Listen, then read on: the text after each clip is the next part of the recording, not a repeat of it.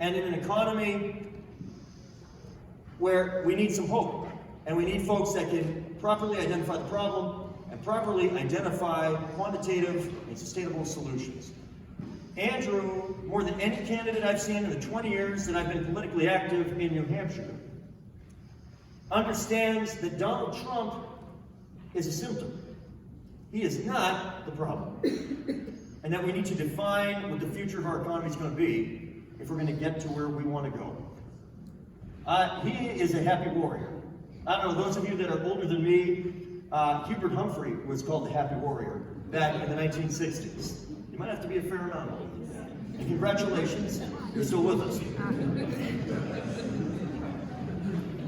That was not an insult, I hope. No, he was a great man, a great American. We need a happy warrior right now, because it turns out the way that you're going to beat Donald Trump, the opposite of an outsider who doesn't have his crap together, is not an insider.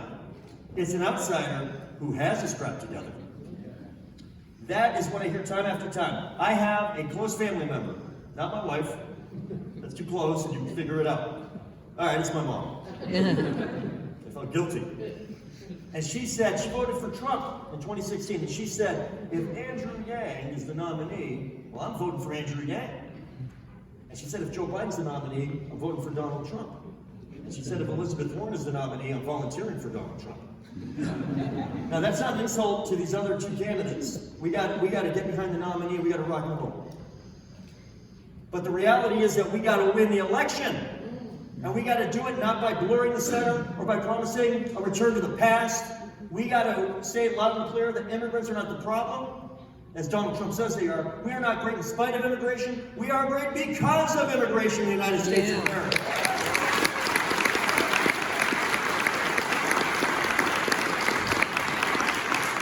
And we got a special treat tonight. You don't just get to see the next president of the United States. You get to see one of the best examples that I'm aware of, even after a year of friendship with Andrew, of how smart this guy is. Evelyn Yang is here tonight.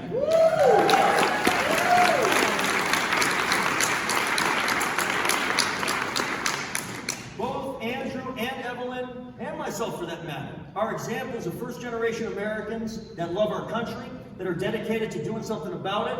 How many of you are within a generation or two of entering this country? Your parents, your grandparents, or yourselves?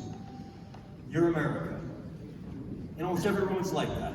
And I cannot think of anything more exciting than the next President of the United States and his family representing the youthful, entrepreneurial, innovative, and diverse face that is the future of our country. We have a chance to do that this November, but it starts right here, with all due respect to Iowa, it starts right here in New Hampshire, y'all. This is where we make it happen. I am going to introduce the next First Lady of the United States. I'm really excited about it. Evelyn Yang, you're going to love her. America is going to love her. She is a first-generation American. She is a graduate of Columbia, so she knows what she's doing.